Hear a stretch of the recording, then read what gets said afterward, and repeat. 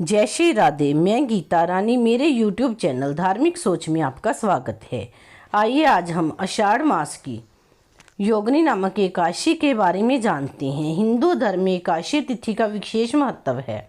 हर महीने में 2 बार एकादशी आती है, एक कृष्ण पक्ष और दूसरी शुक्ल पक्ष। आषाढ़ मास के कृष्ण पक्ष की एकादशी को योगिनी एकादशी कहा जाता है। मान्यता है कि इस एकादशी का व्रत करने से व्यक्ति को मृत्यु के बाद मोक्ष की प्राप्ति होती है। योगिनी एकादशी के बाद देवशयनी एकादशी का व्रत रखा जाता है। देवशयनी एकादशी से भगवान विष्णु 4 महीने के लिए योग निद्रा में चले जाते हैं। इस दौरान भगवान शंकर सृष्टि का संचालन करते हैं। इन महीनों में शुभ कार्यों की मनाही होती है। निर्जला एकादशी व देवशयनी एकादशी के बीच योगिनी एकादशी का व्रत रखा जाता है, इसीलिए इस एकादशी का बड़ा खास महत्व होता है। योगिनी एकादशी का नियम इस प्रकार हैं। एकादशी व्रत के उपवास की शुरुआत दशमी तिथि की रात्रि से हो जाती है। इस व्रत में तामसिक भोजन का त्याग कर ब्रह्मचर्य का पालन करें, जमीन पर सोएं, सुबह स्नान आदि से निवृत्त होकर भगवान विष्णु की आराधना करें। इस व्रत में योगिनी एकादशी की कथा अवश्य सुननी चाहिए। इस दिन दान करना कल्याणकारी होता है। पीपल के पेड़ की पूजा करें, रात्रि को भगवान का जागरण करें। किसी भी प्रकार से द्वेष भावना या क्रोध मन में ना लाएं। द्वादशी तिथि को ब्राह्मण को भोजन कराने के बाद स्वयं भोजन करें। शास्त्रों के अनुसार एकादशी उपवास करने का बहुत महत्व होता है। साथ ही सभी धर्मों के नियम भी अलग अलग होते हैं। खासकर हिंदू धर्म के अनुसार एकादशी व्रत करने की इच्छा रखने वाले मनुष्य को दशमी के दिन से ही कुछ अनिवार्य नियमों का पालन करना चाहिए। एकादशी के दिन क्रोध ना करते हुए मधुर वचन बोलना चाहिए। एकादशी का व्रत उपवास करने वाले को दशमी के दिन मांस, लहसुन, प्याज, मसूर की दाल आदि निषेध वस्तुओं का सेवन नहीं करना चाहिए। रात्रि को पूर्ण ब्रह्मचर्य का पालन करना चाहिए तथा भोग विलास से दूर रहना चाहिए। एकादशी के दिन प्रातः लकड़ी की दातुन ना करें। नींबू, जामुन या आम के पत्ते लेकर चबा लें और उंगली से कंठ साफ कर ले। वृक्ष से पत्ता तोड़ना भी वर्जित है। स्वयं गिरा हुआ पत्ता लेकर सेवन करें। यदि से संभव ना हो तो पानी से 12 बार कुल्ला कर ले। फिर स्नान आदि कर मंदिर में जाकर गीता पाठ करें या पुरोहित जी से गीता का पाठ श्रवण करें। फिर प्रभु के सामने इस प्रकार प्रण करना चाहिए कि आज मैं चोर, पखंडी और दुराचारी मनुष्य से बात नहीं करूँगा और ना ही किसी का दिल दुखाऊंगा। रात्रि को जागरण कर कीर्तन करूंगा। तत्पश्चात ओम नमो भगवते वासुदेवाय इस द्वादश मंत्र का जप करें। राम, कृष्ण, नारायण आदि विष्णु के सहस्त्र नाम को कंठ का भूषण बनाएं। भगवान विष्णु का स्मरण कर प्रार्थना करें और कहें कि हे त्रिलोकीनाथ, मेरी लाज आपके हाथ है, अतः मुझे इस प्रण को पूरा करने की शक्ति प्रदान करना। यदि भूलवश किसी निंदक से बात कर भी ली तो भगवान सूर्य नारायण के दर्शन कर धूप दीप से श्री हरि की पूजा कर क्षमा मांग लेना चाहिए। एकादशी के दिन घर में झाड़ू नहीं लगाना चाहिए, क्योंकि चींटी आदि सूक्ष्म जीवों की मृत्यु का भय रहता है। इस दिन बाल नहीं कटवाना चाहिए। अधिक नहीं बोलना चाहिए। अधिक बोलने से मुख से ना बोलने वाले शब्द भी निकल जाते हैं। इस दिन यथाशक्ति दान करना चाहिए, किंतु स्वयं किसी का दिया हुआ अन्न आदि कदापि ग्रहण ना करें। दशमी के साथ मिली हुई एकादशी का व्रत ना करें। वैष्णवों को योग्य द्वादशी मिली हुई एकादशी का व्रत करना चाहिए। त्रयोदशी आने से पूर्व व्रत का पारण करें।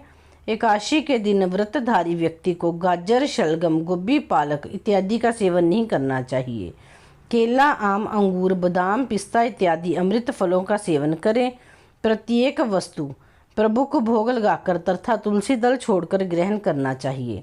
द्वादशी के दिन ब्राह्मणों को मिष्ठान दक्षिणा देना चाहिए। कैसे प्रारंभ हुआ एकादशी व्रत? भगवती एकादशी कौन है? इस संबंध में पद्म पुराण में कथा है। एक बार पुण्य श्लोक धर्मराज युधिष्ठिर को लीला पुरुषोत्तम भगवान श्री कृष्ण ने समस्त दुखों, त्रिविध तापों से मुक्ति दिलाने के लिए हजारों यज्ञों के अनुष्ठान की तुलना करने वाले चारों पुरुषार्थों को सहज ही देने वाले एकादशी व्रत करने का निर्देश दिया। इस व्रत को करने से जीवों के सारे कष्ट समाप्त हो जाते हैं और उपवास करने वाला दिव्य फल प्राप्त करता है। अतः सभी भक्तों को एकादशी व्रत के नियमों को अवश्य अपनाना चाहिए। योगिनी एकादशी व्रत कथा। धर्मराज युधिष्ठिर कहने लगे कि हे भगवान, मैंने ज्येष्ठ शुक्ला एकादशी का व्रत का महात्म्य सुना। अब कृपा आषाढ़ कृष्ण एकादशी की कथा सुनाइए। इसका नाम क्या है, महात्म्य क्या है, यह भी बतलाइए। श्री कृष्ण कहने लगे कि हे राजन, आषाढ़ कृष्ण एकादशी का नाम योगिनी है। इस व्रत से समस्त पाप नष्ट हो जाते हैं। इस लोक में भोग और परलोक में मुक्ति देने वाली है। यह तीनों लोकों में प्रसिद्ध है। मैं तुमसे पुराणों में वर्णन की हुई कथा कहता हूँ, ध्यान पूर्वक सुनो। स्वर्ग धाम की अलकापुरी नाम की नगरी में कुबेर नाम का एक राजा रहता था। वह शिव भक्त था और प्रतिदिन शिव की पूजा किया करता था। हेम नाम का एक माली पूजन के लिए उसके यहाँ फूल लाया करता था। हेम की विशालाक्षी नाम की एक सुंदर स्त्री थी।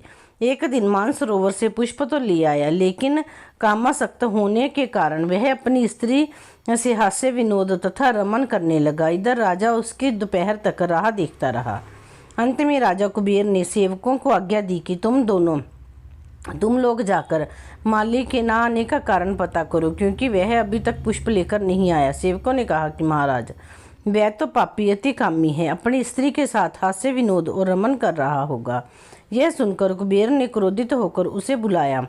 हेम माली राजा के भय से कांपता हुआ उपस्थित हुआ। राजा कुबेर ने क्रोध में आकर कहा, अरे पापी नीच कामी, तूने मेरे परम पूजनीय ईश्वरों के ईश्वर श्री शिवजी महाराज का अनादर किया है। इसीलिए मैं तुझे शाप देता हूँ कि तू स्त्री का वियोग सहेगा और मृत्यु लोक में जाकर कोढ़ी होगा।